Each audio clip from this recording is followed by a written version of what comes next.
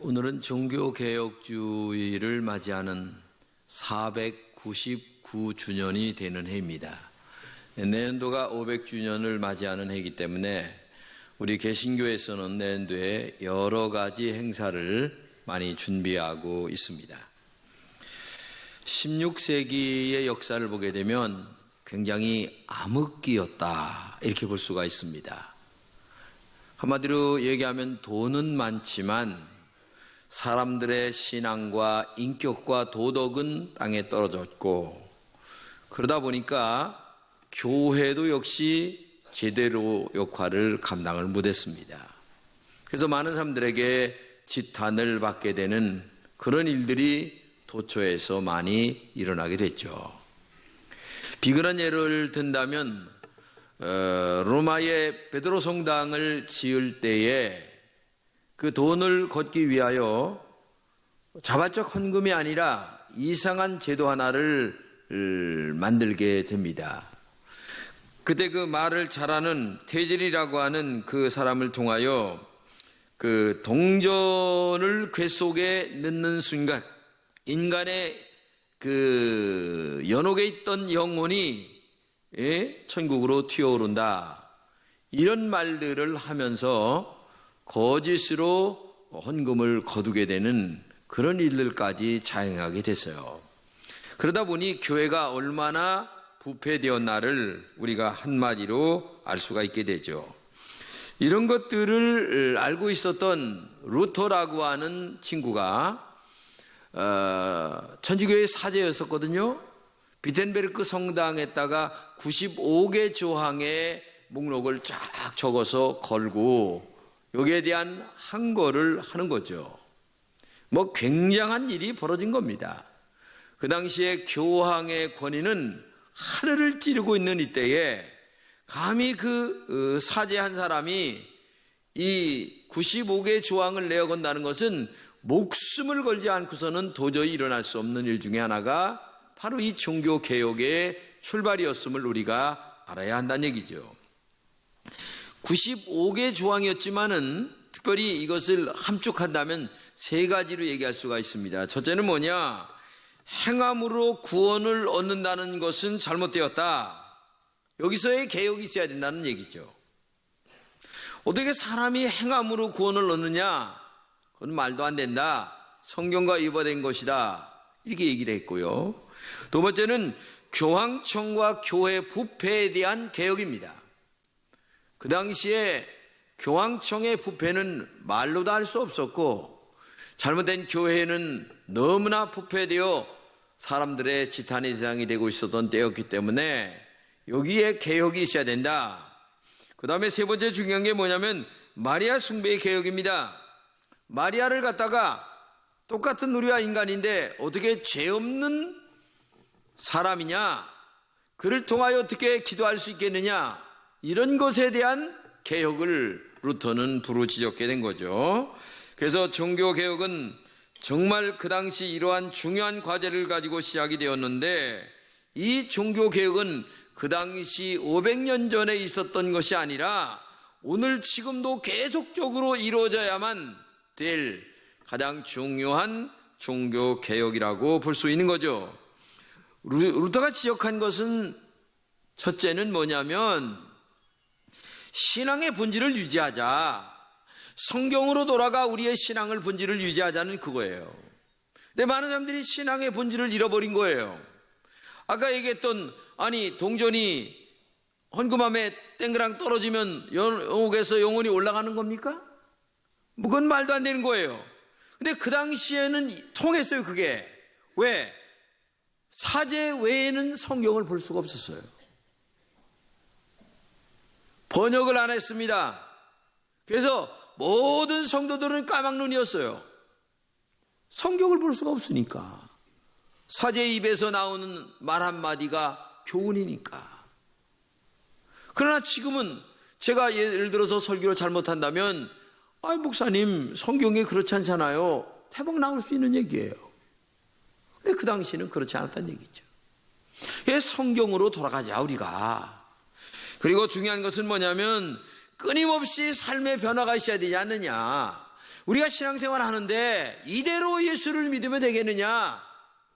변화가 있어야지. 삶의 변화가 일어나야 되지 않느냐?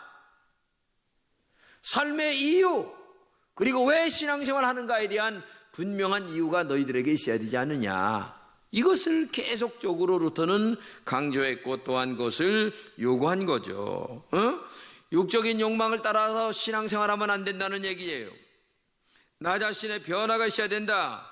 변화하려는 노력이 우리들 속에 있어야만 진정한 신앙생활이 되는 것이 아니냐.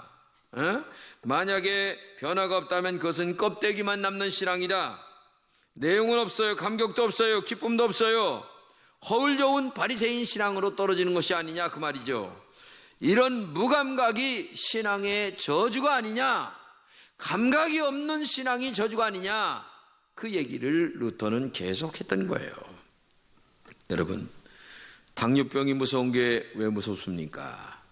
나중에 심하다 보게 되면 감각이 없어져요. 감각이 없어지다 보면 다리를 잘라도 아픔이 없는 거예요. 왜? 감각이 없으니까. 여러분, 영적인 감각도 마찬가지입니다. 결국 감각이 없으면 다리를 자르고 다리 자른 후에 죽어가는 거예요. 신앙도 마찬가지예요. 영적인 감각이 무뎌지고 그저 신앙생활 교회만 오는 곳으로 왔다 갔다 한다면 그 영적인 감각은 이제는 무뎌지는 게 아니라 죽어버리고 그것이 진짜 본질의 생명까지 앗아가게 된다는 얘기죠.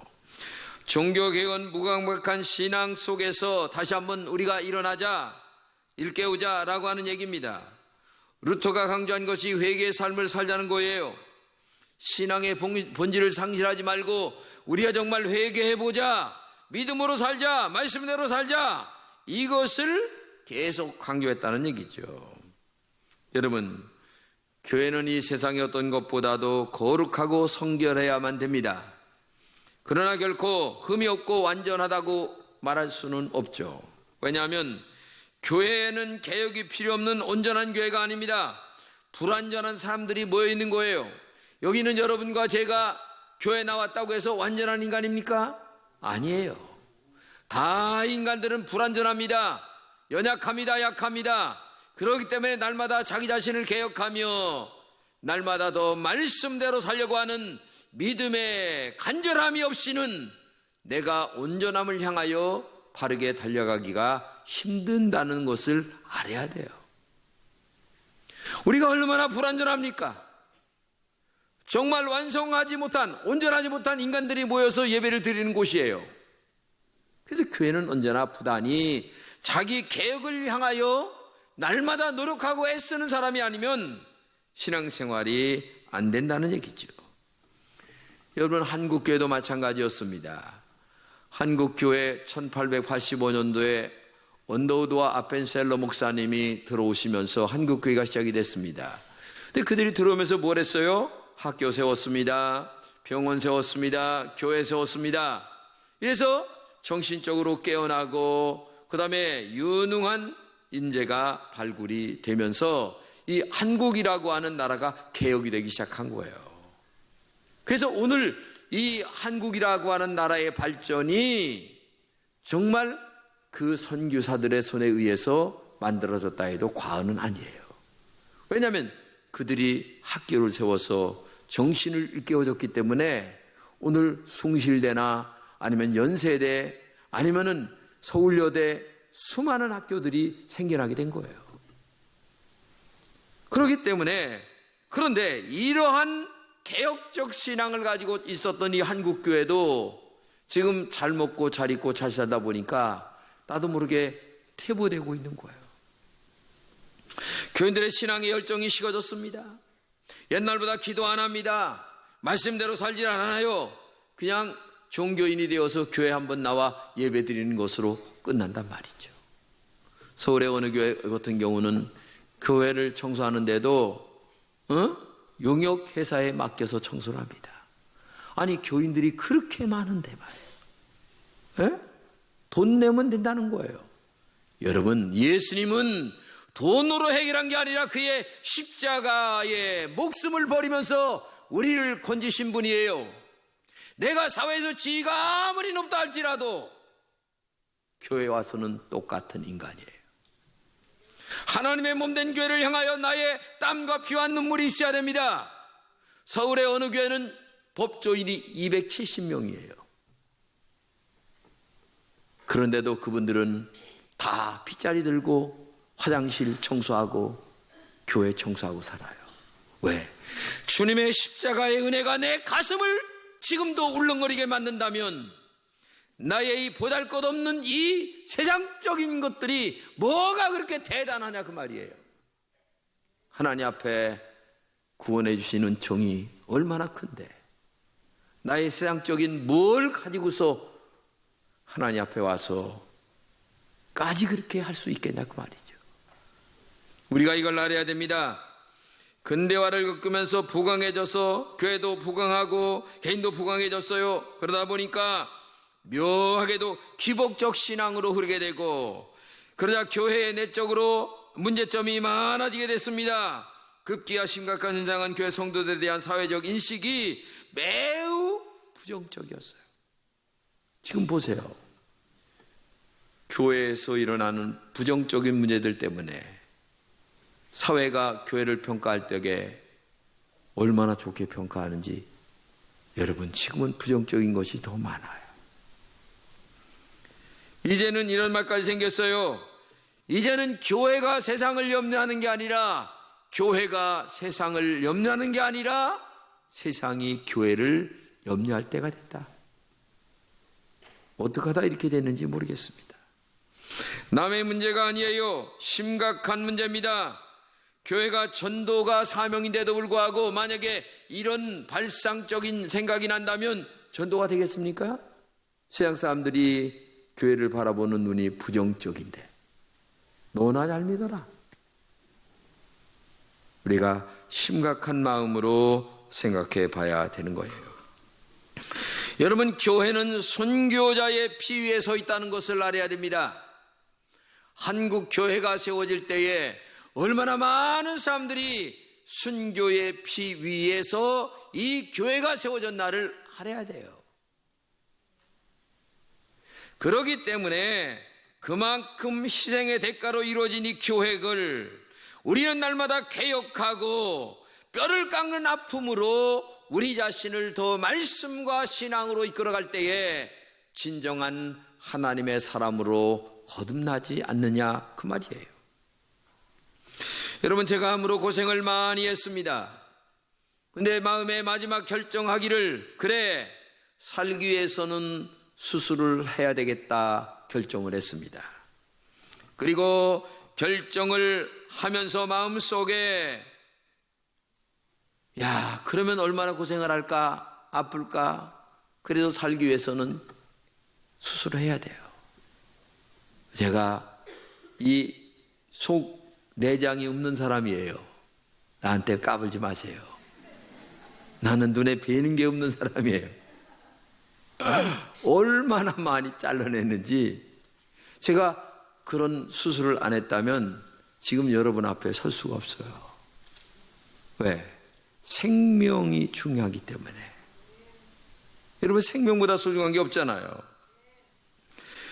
우리의 정신과 육체는 항상 싸웁니다.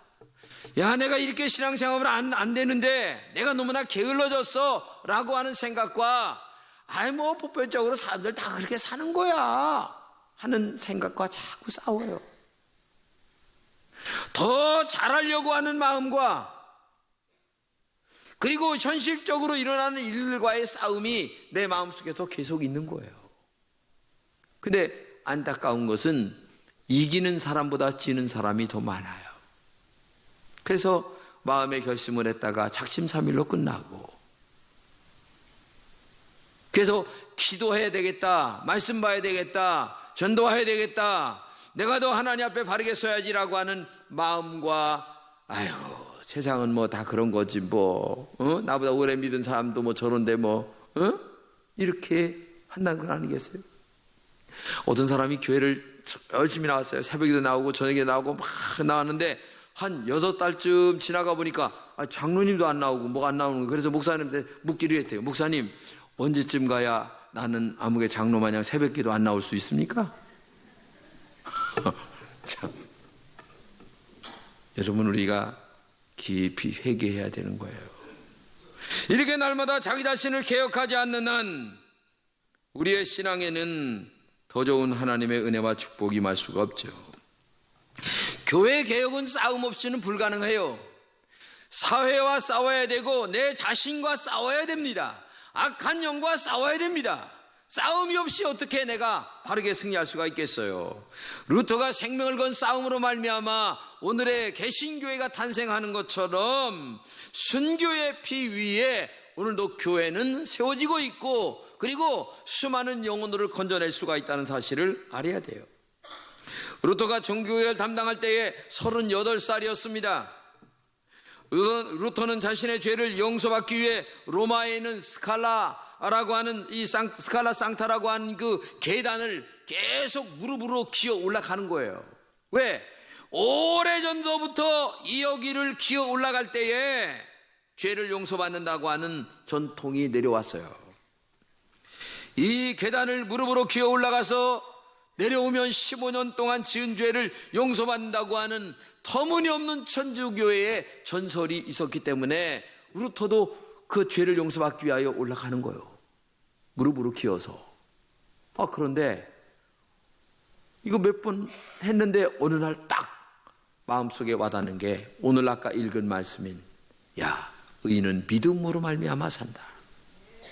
아니, 하나님 앞에 죄를 용서받는 것이 행함으로 용서받는 게 아니라 믿음에 의하여 용서받는 것이다라고 하는 사실이 마음속에 딱 떠오르면서 벌떡 일어나, 이건 정말 잘못됐다.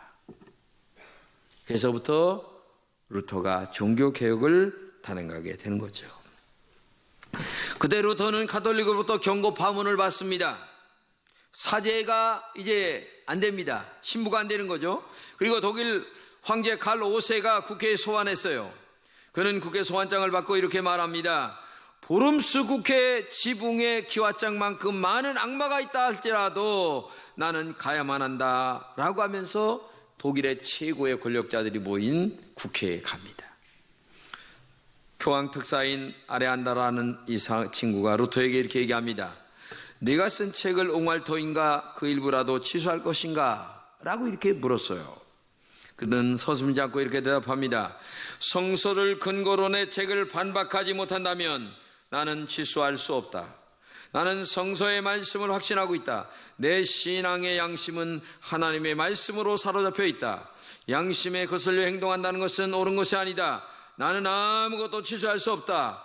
나는 여기서 있습니다. 오 하나님이여 나를 도와주옵소서. 이렇게 기도를 하는데 놀랍게도 그 보름수 국회 안에서 루터가 이기게 되죠. 하나님이 그에게 지혜를 주시고, 그죠? 성서적으로 나간다는데 성서가 잘못됐다는 것을 반박하지 않고 인간이 반박을 100번 해봐야 의미가 없다는 거죠. 그렇기 때문에 루터의 종교개혁이 이루어진 거예요. 이 루터 종교개혁 사상은 5가지입니다. 첫째는 뭐냐? 오직 믿음이었어요. 인간이 구원을 받는데 행함으로 구원받는 것이 아니라 하나님의 말씀에 의하여 믿음으로만 구원을 받는다. 성경 다 같이 읽겠습니다. 너희가 그 은혜를 인하여 믿음으로 말미암아 구원을 얻었나니 이것이 너희에게서 난 것이 아니요 하나님의 선물이라. 여러분, 이 구원받는 것은 하나님의 선물이에요. 우리가 이렇게 얘기합니다. 내가 교회 나갔어 이렇게 얘기하지만 사실은 하나님이 여러분들을 불러낸 거예요. 누구를 통하여 나왔지만은 실제는 누구를 통하여 나온 게 아니라 하나님이 누구를 통하여 나를 불러낸 거예요. 이게 중요한 거예요. 그래서 사제들은 오직이라고 하는 말을 썼어요. 오직. 신학자 칼바르트는 개신교와 구교의 차이에 오직과 그러나의 차이다 이렇게 얘기했는데, 개신교에서는 뭐라고 얘기합니까? 오직 믿음으로만 구원을 얻습니다 얘기합니다. 그러나 천주교에서는 그러나 행함도 포함됩니다 이렇게 얘기합니다. 굉장히 중요한 얘기입니다. 여러분, 마귀의 자녀에서 하나님의 자녀가 되는 신분의 변화는 오직 믿음으로 되는 거고 오직 하나님의 은총 속에서 되는 거예요. 그런데 신분이 변한 다음에 있잖아요. 하나님의 사람으로 삶을 살아갈 때에는 자기의 행함이 뒤따라야 되는 거예요. 근데 이 당시에 하나님의 자녀가 된다고 하는 것 자체를 행해야 된다라고 했기 때문에 이런 말이 나온 거예요. 여러분 기억하시기 바랍니다. 오직 성경으로 말미암아, 믿음으로 말미암아 여러분과 제가 의롭다함을 받은 줄로 믿습니다. 두 번째는 오직 성경이었습니다. 어느 종교이든 자기의 정경을 중요시 여기지 않는 데가 어디 있겠어요. 그러나 개신교만큼 성경을 중요시 여기는 데가 없어요. 성경은 말씀하십니다. 다같이 모든 성경은 하나님의 감동으로 된 것으로 교훈과 책망과 바르게 함과 의로 교육하여 유익하니 이는 하나님의 사람으로 온전케 하며 모든 선한 일을 행하기에 온전케 하려 함이라. 이렇게 말씀하고 있습니다. 성경은 잘못했다고 책망도 합니다. 바르게 살도록 권면도 합니다. 성경은 성도가 어떻게 사는가를 가르쳐줍니다. 그래서 성도로서 온전한 삶을 살아갈 수 있는 능력이 있어요. 그래서 사람은 성경대로만 살면 진짜 잘 사는 거예요. 목사가 목회를 하는데 성경대로만 가르치면 되는 거예요. 여러분들은 제가 성경대로 가르치는데 아무런 반박할 이유가 없습니다. 만약에 제가 목회를 하는데 인간적인 김진홍이 얘기를 해서 가르쳐 나간다고 하면 반박을 해야 됩니다. 그러나 성경 말씀을 하는 데는 그것이 마음에 들다 안 든다 상관없어요. 하나님 말씀이면 아멘이에요. 이런 신앙이 여러분들에게 있기를 축복합니다. 세 번째는 오직 은혜였습니다. 천주교는 구원을 행함으로 얻는다고 가르쳤잖아요. 의롭다는 것은 진리가 아니라는 것을, 오직 은혜라는 것을 말했습니다. 오직 은혜는 예수 그리스도 안에서 죄인에게 주신 하나님의 은총을 말합니다. 모든 사람들은 죄인이에요. 그리고 죄의 값은 사망입니다. 그때 예수님께서 십자가에 죽으셨어요. 그 은혜로 말미암아 죄 씻음을 받고 사망에서 생명을 옮겨 쓴 거예요. 성경은 말합니다. 다같이 믿는 자에는 영생을 얻었고 심판에 이르지 아니하나니 사망에서 생명을 옮겼다 말씀하고 있어요. 하나님의 은혜가 아니고는 구원 얻을 수가 없어요. 지금도 나 같은 죄인을 위하여 하나님께서 모든 은혜를 주시는 겁니다. 어떤 사람이 교회는 나올 수 있어요. 교회는 문이 열려있기 때문에 누구나 다 올 수 있어요. 그런데 중요한 것은 마음 문을 누가 여느냐 이거예요. 나의 마음 문을 열어 예수님이 나의 죄를 위하여 십자가에 피 흘려 죽었다고 하는 사실을 믿게 하는 그 은혜를 누가 하냐 이거예요. 내가 하는 게 아니에요. 하나님이 믿게 해야 된다는 거예요. 이게 은혜란 얘기예요. 오직 하나님의 은총. 그래서 여러분들이 주님의 십자가의 보혈을 믿게 되는 것 자체가 하나님의 은혜다. 이걸 믿으시기를 바랍니다. 그 다음에 네 번째는 오직 예수님이었어요. 구원은 오직 예수 그리스도로 말미암아 받는 것입니다. 교황이나 신부가 주는 것도 아닙니다. 고행으로 스칼라 상타의 계단을 무릎으로 기어 오른다고 해서 구원이 오는 게 아니란 얘기예요. 면죄부를 산다고 구원받는 것도 아닙니다. 마리아가 아니라 오직 예수 그리스도 그분만이 여러분과 저의 죄를 용서해 주시는 분인 줄로 믿습니다. 다 같이 성경을 읽겠습니다. 다른 이로서는 구원 얻을 수 없나니 천하 인간의 구원 얻을 만한 이름을 우리에게 주신 일이 없다라고 말씀하고 있어요. 그렇습니다. 2000년 전 십자가에 피 흘려 죽으셨다 사흘 만에 부활하신 그 예수님만이 여러분과 저의 죄를 용서할 수 있는 분이지, 요즘 뭐 2만이니 무슨 뭐 1만이니 100번 1000번 얘기해야 소용없어요. 에? 오직 예수 그분만이, 그것도 2000년 전 십자가에 죽었다가 살아나신 그분만이 여러분과 나의 죄를 용서하시는 분인 줄로 믿습니다. 다섯 번째가 뭐냐? 오직 하나님께 영광이었어요. 성경을 다 같이 읽겠습니다. 시작. 그런즉 너희는 먹든지 마시든지 무엇을 하든지 다 하나님의 영광을 위하여 하라고 말씀하십니다. 성도는 오직 모든 것을 하나님의 영광을 위하여 해야 된다는 얘기죠. 신앙이 가장 신실하다 안 하다라고 하는 구별은 뭐냐? 그 사람이 하는 일을 보게 되면 아, 저 사람이 하나님의 영광을 위해서 하는구나 라고 하면 신실한 신앙이에요. 근데 자기의 영광을 위하여 한다, 이거 비신실한 거예요. 교회는 오직 하나님의 영광만을 위하여 달려가는 곳입니다. 그렇기 때문에 여러분들이 무슨 일을 하더라도 이게 하나님께 영광이 될까? 그러면 하세요. 내가 손해가 돼도 하는 거예요. 그러면 하나님이 내 마음을 아시고 나의 앞길을 축복하시고 인도하시는 거예요. 근데 사람들이 하나님께 영광은 돼도 나에게 손해가 온다 하면 안 하는 거예요. 이게 믿음이 아니죠, 이거는. 응? 그렇기 때문에 오늘 여러분은 아셔야 됩니다. 어떤 분은 그래요. 헌금을 할 때, 아니 왜 금천교회는 여기다가 헌금 이름을 안 적어요? 나 기분 나빠 죽겠네. 여러분, 어떤 분은 여기다 이름 적는 것 때문에 교회를 다니고 안 다니는 사람이 있어요. 그거는 자기가 주인이에요. 아니 여기 이름 적는 안 적는가 무슨 상관이 있어요? 하나님 앞에 헌금 드릴 때 하나님이 이름 다 기억하시지. 여러분, 그렇게 내가 주인 돼서 신앙생활 하지 마세요. 하나님이 주인 되면요, 우리 마음을 아실 하나님이 벌써 다 여러분의 마음 받으시는 줄로 믿습니다. 그런 신앙이야. 이게 진짜 신앙이죠. 종교개혁자 칼빈은 황제 카를 5세에게 교회를 개혁할 필요성에 대하여 이렇게 얘기했습니다. 제가 개혁하는 것이 하나님의 영원한 진리임을 확신합니다. 우리의 개혁이 오직 하나님께 영광이 되기를 저는 바랄 뿐입니다. 오직 하나님께 영광 부탁합니다.